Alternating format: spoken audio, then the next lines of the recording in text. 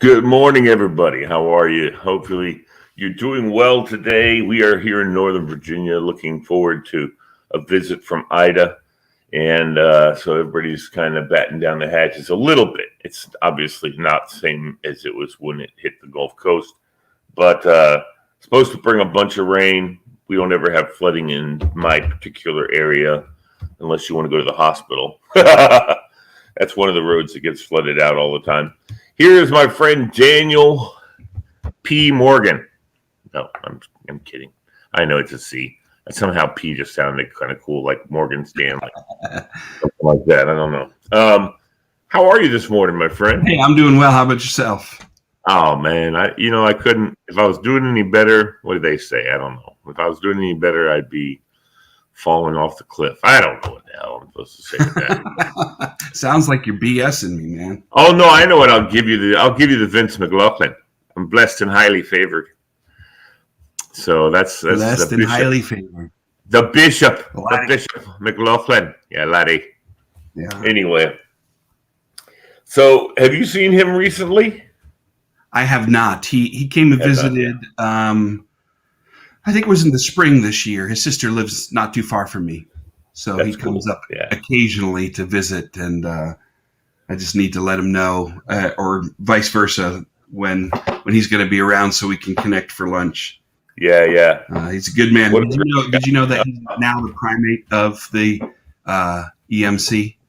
He's the Archbishop of the Episcopal Missionary Church. I Yeah. did not know that. That is Yeah. amazing. That is He's a awesome. big monkey. He's the primate. Wow. Yep. That's phenomenal. Big cheese. That's amazing to me. He's so, and I first met him.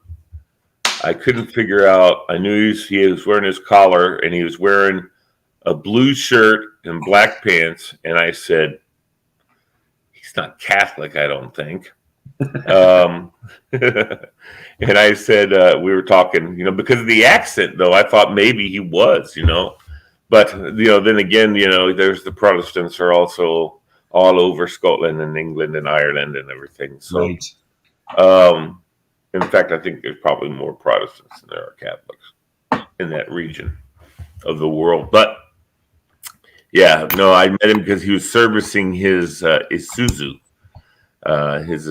vehicle, and so I had to Isuzu, no Kia. It was a Kia and Sorrento, and we just had a great conversation. And it just has kept going all these years.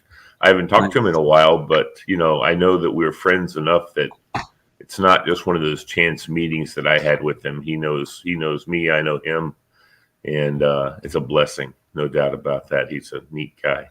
Yeah. Neat guy. And let's see if I can't try and track him down and get the Archbishop on with me here on Be Encouraged. I know he'll kind of bristle at the Archbishop title a little bit because he's so humble. He's such a humble guy. He introduced He's him, just and I think really a normal guy, Absolutely, and he's got that beautiful Scottish accent, which makes him just even more pretty. So anyway, so lots going on in the world, Daniel. As you are fully and well aware, Ida just swept through the Gulf Coast and killed a few people, but and that's one of the things that's interesting is that as I was watching the Weather Channel last night, it's not, typically people don't drown. Well, they might drown, but they don't drown. They drown because, well, I hate to say this, they're very nice about it on the Weather Channel, but they drown because they're idiots. No, I'm kidding. No, they drive their car where they shouldn't drive their car, and they get stuck, and things happen. And fair warning, they have police in locations like that, and people drive through it anyway. It's bizarre. Well, how about the fact that people stay, and then they cry about how their house is destroyed? Dude, it was so horrible last night. Well, why were you there? Why were you there? It's crazy. My heart aches for their stuff, but save your life, be smart. Yeah. And then the antithesis of that is we lose these Marines in Afghanistan, And I know that if every single one of them were alive today, they would get up in front of a microphone and say, I would die again today for my country. Yeah. Yeah. You know, it's tragic. It's awful. There needs to be some righteous indignation over it, no doubt. But at the same time, I recognize that those folks were willing to put their life on the line and would continue to do so today if they were called and they were alive to do so. And the thing is too, we looking at it, it's hard for us to discover the reason they're there in our minds. But those guys know why they're there. They're there and they're like going, I know why I'm here. This is hell. This place needs to be rescued. But are we the ones to do that? That's where it comes back to the big. Don't know that answer. I'm not really sure about all the gray areas. I mean, I could sit here and armchair quarterback a lot of things, but in this particular one, do I think it's about oil? Yes. Do I think it's about just war? Yes. Do I think it's about good versus evil? Yes. Could it be about lithium? I mean, somebody posted a big article the other day to say that Afghanistan is one of the largest producers of lithium in the world, and everything's going electric these days. Mm-hmm. So, is it about the cache of lithium that can be found in the country? Who knows? I really don't know all the dynamics of it. I do know that we can't just stand down in the face of evil, and there will be things that we'll have to do to make sure that people there are safe and cared for, and that everybody who wants to get out can get out. I mean, there's still hundreds of people that are there that are stuck. And there's lots of lip service from the Taliban saying that, hey, we'll let them out. They want to go, they can go. We don't want people here that don't want to be here, and whatever. We'll see how that pans out. We'll see how that works out. I don't know. I know that Russia wanted to come in there and take Afghanistan out, and they had their own Vietnam into Afghanistan. But the thing is, they weren't they wanted to take Afghanistan. They wanted to make Afghanistan a territory of Russia. That's not why we were there. And it's not why we went to Vietnam and all those other things. And people don't understand. And I don't understand completely. And that's what you face mentally as a citizen and a lover of your own country and the people in your country, when you don't really fully understand, why are we putting our men and women at risk? Why are we putting them in harm's way? Democracy, isn't that something they're responsible for themselves?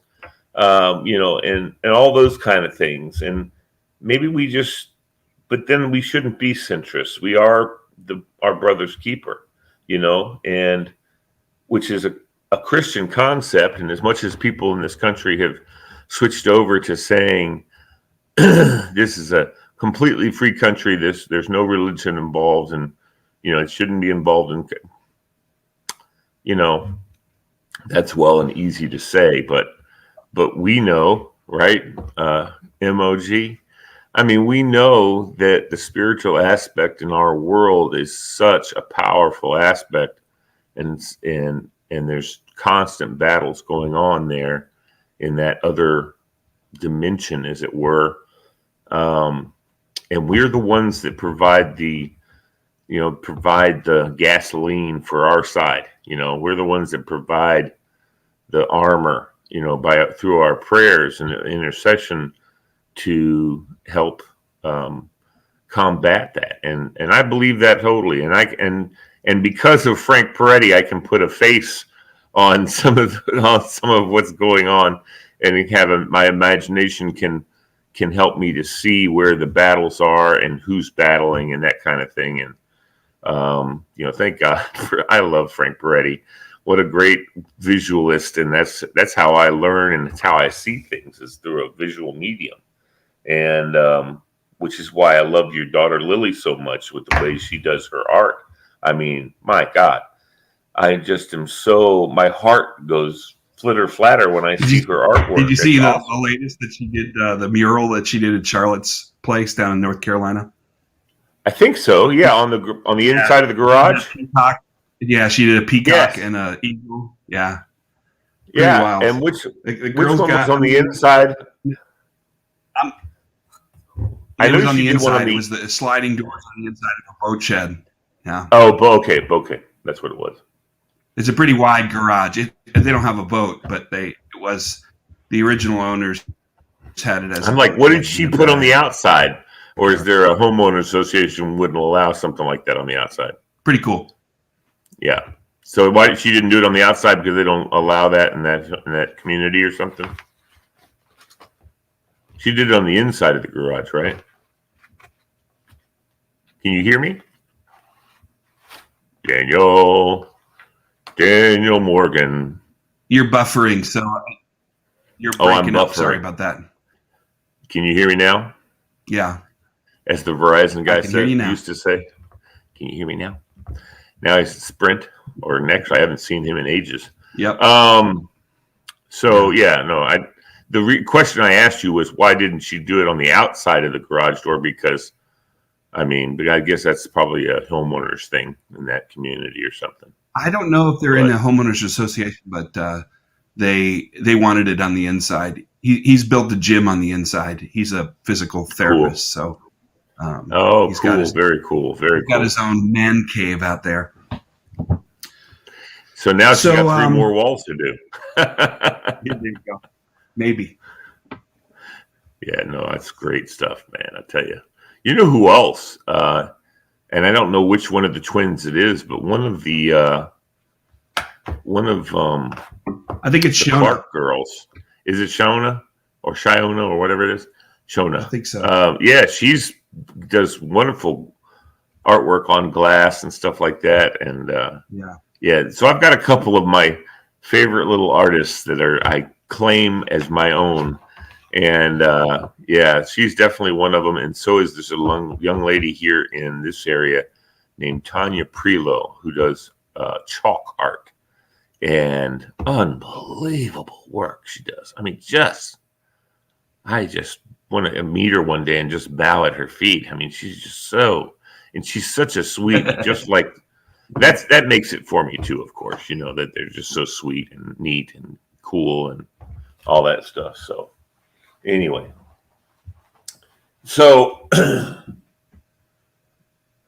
what do we do when we don't understand something? What do you want to talk about today, sir? Well, that's what I wanted to ask you. I was going to say to you, what do we do? What is the handle we are on when we don't understand the providence of God?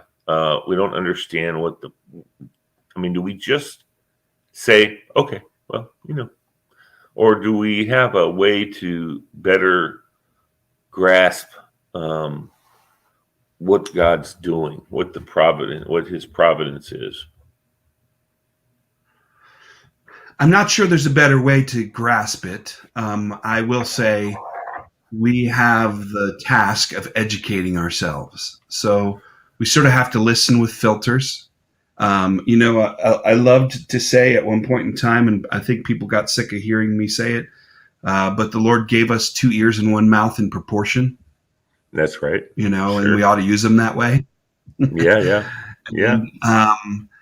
And I think sometimes it's really easy and quick for us to talk out of our cultural context and not really understand what is it like to be an Afghani. What are they seeing? What injustices are they fighting about? Yeah. What things are the Taliban offering them that be attractive? Just don't know. It would be easy for me to say that this is wrong, or come up with excuses or realities that I believe, would fit my sensibilities. But in the end, I think the injustices have to be sort of driven by Micah 6:8, the picture that's lit up. You can't see behind me. It says, "He has shown thee, O man, what is good and what the Lord requires of you, but to do justly and to love mercy and to walk humbly." In all humility, sometimes there's righteous retaliation for absolute murder. When there's absolute evil, you need to respond. And so a lot of theologians would say that there's a just war theory. God took us into lots of wars to take land, to push back evil, to rid the land of the ites, the termites, the parasites, all the ites. Right. And yet, at the same time, we're also called to bring the gospel to people. So where's the line? And we've gone through a year in this last election trying to discern how much does the line between church and state cross each other. We can't just turn off our brain and say we don't operate from a Christian worldview. We are. No, we're so. In the same time, in church, you can't say my politics can't enter church. Yeah. No, I agree with you. She left saying, at the end of the day, what do you do? Sorry. It's all right. I got to plug in. It's no big deal. The thing I was thinking about, I've thought about this, the church and state thing. I went through a period in my life where I was really trying to look into that and see, and pray for how I should address that, because I try to do that. When there's different mores and different things going on in the world, I try and say, Lord, how do you want me to approach that? You want me to shut up and sit down, or do you want me to speak out and say something? When someone, there's so many issues, obviously, that you are aware of as well, Dan, that where there's no gray area. I don't believe in gray area with God. I believe God is black and white. No question. And when I say black and white, I don't mean one's wrong, one's right. I just mean, well, I do, but I don't mean the color goes with whichever one. Because people have always used that also, and then that comes into a racial thing. And, I've thought about that as well. And I think, well, no, so everything's green and blue. It's either green or it's blue. There's no in between. And I think we need to approach it that way, with love and gentleness and kindness and respect and humility. But with the knowledge, that God gives us, we have to be assured that what He's told us and what He's given us to believe is correct and good and right. And I think that's the approach I try to have. I know in the past I would just speak without checking myself, and then people get pissy, even if I was right, and most of the time I was. But even if I was right, you have to present it in a way that it can be consumed. And if you present it in a way that it can't be consumed, and that's how talking to teenagers is, and I've learned over the years how to speak to kids with authority, but with gentleness. And that's what they respond to. They respond to the gentleness because they want the authority. The authority they'll accept. But if you don't present it right, then they're gonna fight you, and they're gonna buck up against you. And I think that's a biblical precept as well. You got to come at it. My favorite, my ryrie or whatever is, I think it's 1 Peter 3:15. Always be prepared to explain the hope that you have in you, and do it with humbleness and respect. I don't know if that's 1 Peter 3:15. I'm not sure exactly. I think it is. But always be prepared to tell you why you are what you are and who you're doing and what you're doing, and do it with gentleness and respect, so that when someone comes against you, they will be embarrassed in themselves. It'll be that'll turn on them if they try to beat you down or tell you you're wrong or whatever. And I don't know in what form that would come, but I don't know how you would explain it. And I know that whatever way you would explain it would be awesome. What do you think about that? Again, it's a gray area. I mean, the truth is we are supposed to be prepared in any season to make account for the hope that's within us, and that's what Peter's trying to get across. And we can explain the hope that's in us, but when we recognize that our child was unjustly killed for no reason, there've got to be consequences. And so, we have this mix of worldviews right now, and the worldviews are so far leaning on the let's always be merciful, let's always be forgiving, let's always be loving, which I have no qualms with. I think those elements are in the constitution of faith that makes me who I am. And yet at the same time, I believe in a God who really said, hey, I've sent prophets, I've sent apostles, I've sent, countries from other worlds, not other worlds, but, other parts of the world to speak into these things, and you don't listen. So here's your consequences. You've got time in the desert, or you have lost, thousands. I was preaching the other day and talking about how the Lord struck down in Joshua's time, struck down the Israelite men, 42,000 men, for getting sucked into Baal worship. To us today, we lose 11 men and we are beside ourselves and we're ready to retaliate. Yep.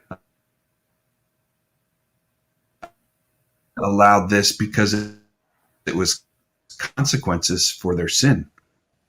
Right. It's a hard thing to say there's a black and white answer for. I think when it comes down to it, it's really difficult to get into the mind of God. Yes. It's hard to understand what His purposes are. And it's ours to continue to wrestle with that and try not to play God ourselves, but at the same time recognize that there are godly responses, just responses to the things that happen in this world. Now, again, that and a quarter won't buy a cup of coffee. My feeling is that we as Americans have no idea. We just don't know what it's like to live in a 2/3 world, or the third world country, to live without the supplies that we have. I know several missionary friends who have come back from the mission field and they stand in a Walmart and cry because they've been in countries where they wait in line all day for a couple of loaves of bread. And at that point, they have to share one loaf of bread between 6 families because that's the only bread that they've got for the week, and we can go into the grocery store and buy every kind of bread you can think of and, watch them throw bread away because it's gone stale because it's sitting on the shelf. Right. Doesn't make any sense. The excess we have in this country and in so many other countries is so vast, and it's hard to understand for us because I can jump out of here and run down to Taco Bell if I'm a little hungry at 2 a.m. I can just jump in the car. That's the other thing. I can jump in a car and go where I want to go. One of the things that I wanted to do and never realized, but I wanted to raise money to send mopeds over for the priests that are in Uganda and in different parts of Africa, because they have to preach at 2 or 3 churches a day. I mean, on Sundays, and they have to walk 20 miles, 20 miles. Can you imagine that? Walking 20 miles on Sunday morning to go from one church to the other, to then arrive and be in good spirits and loving the Lord and preaching the gospel. If I walk 20 miles, well, first of all, that'd be a miracle. But if I walk 20 miles, first of all, it would start on Sunday. I'd be there on Tuesday. And I wouldn't be in a happy mood when I got to the end of the 20 miles. I'd be pissy and grumpy and, and so that's one of the things I wanted to do. I couldn't figure out, I did attempt, but I couldn't figure out how to make it all work to get them over there to them. But, I feel like there's got to be a way is that, and getting back to God, we don't understand God, the mind of God, but we do understand that this is the encouraging part of the show. We do understand that he's righteous, that he is, he fulfills all of his promises to us. He loves us without condition, because that's what he pledged to us he would do. He is a truth teller and a reality. The reality is, there's so many things. I remember I got really struck when I was a kid at big mean God when I heard the story of the men who were carrying the ark and it started to fall, and they reached up to touch it, to steady it, to make sure it didn't hit the ground, and he zapped them. Pow! Because he said no one touches the ark or they will die, surely die. Right. And they were just trying to help. They were just, that's me. I'm the guy who says, "Ooh, that's falling. Let me grab that." And in almost every other case, that's fine. But in the case of the Ark of the Covenant, it wasn't fine. God told him, he's right. Like I said, we know, you and I know, Dan, and I want more people to know, which is my impetus on this whole thing, that God is a great God. And he's as to take it from Chris Tomlin, he's a good, good father. And he'll take good care of us. He'll always love us, and he'll always have what's best for us in his providence, for us. So, I think a good father disciplines his children, and sometimes that discipline may come across as harsh to others, but the reality is a good father knows that if you don't say something now, it'll bear fruit, and it'll bear the kind of fruit that you don't want to see in your kids. Mm-hmm. That's right. Daniel, so as we face these things, let me just give you a word that would be encouraging. Please. Would that be okay? This is from absolutely 1 Peter chapter 4. Peter says, "Above all things, have a fervent love for one another, for love will cover a multitude of sins. Be hospitable to one another without grumbling. As each one has received a gift, minister to one another as good stewards of the manifold grace of God. If anyone speaks, let him speak as oracles of God. If anyone ministers, let him do so with the ability which God supplies, with that in all things God may be glorified through Jesus Christ, to whom the glory and dominion are forever and ever." Everything that we do, if we reflect the love of Christ with the clarity of the gospel, if the Lord's calling us to make tough decisions, we might have to make tough decisions. But at the same time, if our focus is loving the greatest number of people for the purposes of the gospel, we probably got it right. So I think so. Well, we can only try our best. We can only live into the authority of God as best we can. And if it's not, you're not feeling that, then work harder. But I say that to myself, keep my eye, and it's not so much working at it, it's not so much even reading the Bible, just keep your eye on the prize, as it were. Amen. But keep your eye on the example that God sets for us in the world, and you'll find it every day. We see young kids doing the lemonade stands. We see older ladies who are getting ready to turn 100, who are still just loving on people. You know, there's so many things. If you just keep your eyes open to the positive, turn off the news, keep your eyes on the things that are positive in the world, you will find there's way more positive than there is negative. And that's how we need to keep it, because it could turn. And in some areas of the world, it already has. So we need to keep that in mind. Love you so much, Dan. Thank you, man. You too, brother. All right. You have a great day. Up at the lake.